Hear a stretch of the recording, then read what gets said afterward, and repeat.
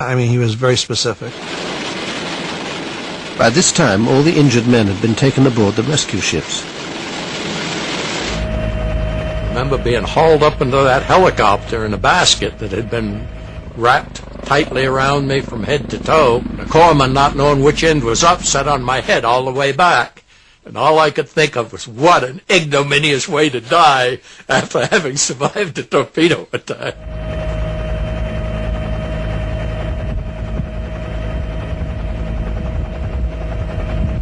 They took the wounded and the dead off and took them to the USS America, where we were then taken into their hospital area.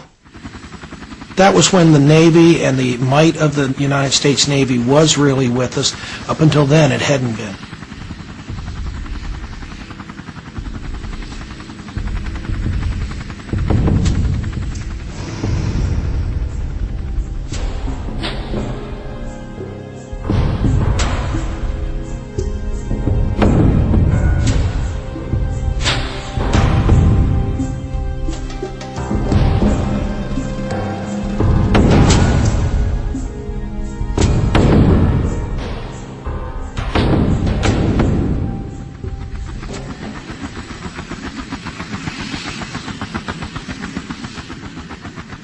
An unarmed American ship had been attacked by Israeli planes and boats.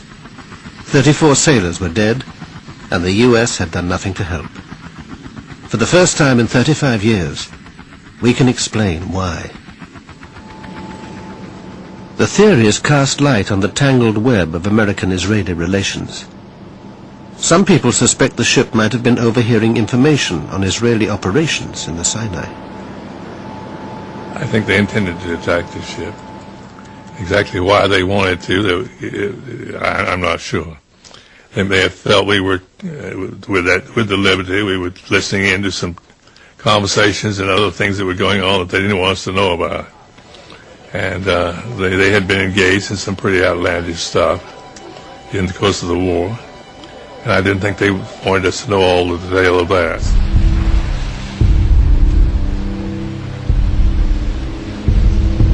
I don't think that we would have cared. America was not an enemy. There was nothing they could in any way involve us, threaten us, concern us. No. I don't even know what were the task of the Liberty. What their purpose? To find out how the war was going on? I don't know.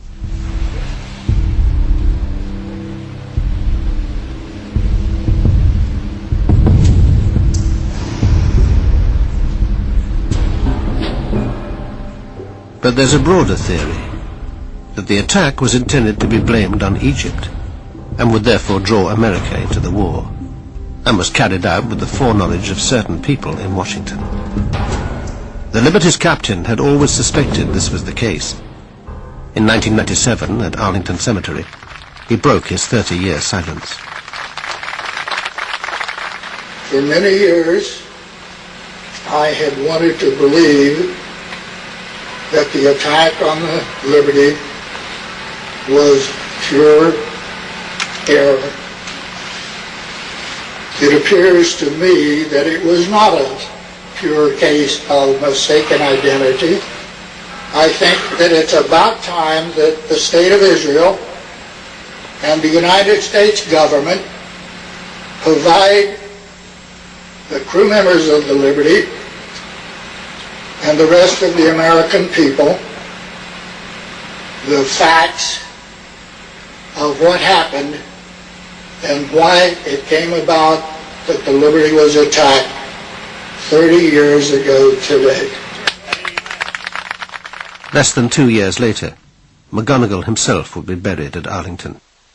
Shortly before he died, he sent an open letter to President Clinton calling for Israel to acknowledge publicly that her armed forces had deliberately attacked the USS Liberty.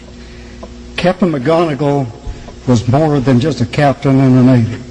He was a friend. He was a sailor's captain. Towards the end of his life, McGonigal confided in his old friend, the chief engineer. Captain and I was real close, and every time I'd see him while he was in the hospital, he would cry, and he called me a few years, 2 or 3 years before he died. He was going to be in Washington for me to come up there, and I sat in a room with him. We chatted a while, and then he got started telling me that those SOBs really did us in, George. And I said, what are you talking about? McGonigal went on to say that if the Liberty had been sunk with all hands, the blame would naturally fall on Egypt and her Soviet backer.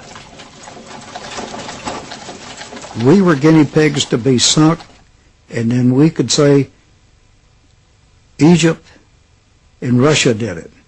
That way the United States could have stepped right in and helped Israel. We found evidence that this was part of a larger plan hatched by Israeli and American intelligence to invade Egypt and overthrow Nasser, a plan codenamed Cyanide. A key figure was James Angleton, Israel's closest friend in the CIA, and unique beneficiary of a memorial from Mossad. Jim Ennis first came across cyanide almost by chance. I had gone to the LBJ library asking for, all Liberty documents, and this one-page paper came out of nowhere. Minutes from the 303 committee. The 303 committee was a secret group that used to meet at the old executive office building, round the corner from the White House. 303 committee was simply a device for examining covert operations of any kind and making a judgment on behalf of the president so he wouldn't be nailed with the thing if it failed. Here in April 1967, the committee met to discuss a sensitive Defense Department project. It would involve the Liberty with a highly risky submarine operation to help Israel. Scribbled on the minutes is a note: submarine within UAR waters, another term for Egypt.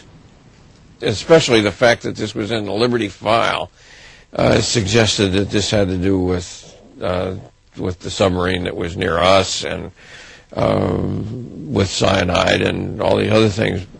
Dave Lewis had also heard about cyanide. One of his officers had told him the ship was carrying secret documents in connection with a submarine project. He said, there are sealed orders in my safe for Project Cyanide that involves communication via submarine in case of war. That's all I know about it. The orders were never opened. When the attack took place, there wasn't time. So I don't know what they said.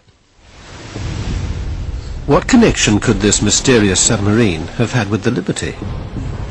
And why was it being discussed a full 2 months in advance of the war? The operation is still so sensitive that we could get no comment from US or Israeli intelligence. Operation Sinai. If I heard about it, I heard so. What was it?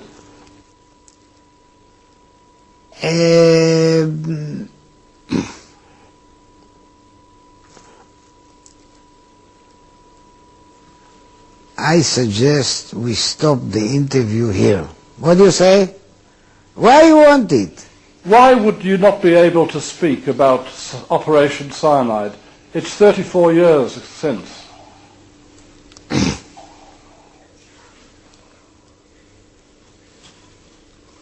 Signature and loyalty to my country.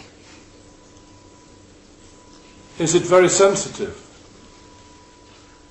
I'm built so, and I know exactly what I'm able to tell you, and I know exactly where I stop. And here I stop. Operation Cyanide was a joint Israeli-American venture using submarines and other covert-type intelligence gathering efforts against the UAR. But that has a logical explanation. The explanation is the UAR was totally Soviet equipped. They had Soviet advisors. The Soviet Union was our arch enemy at the time. And we were concerned in a volatile Mideast situation with the Soviet problem. We were concerned wherever the Soviets showed up, and they had considerable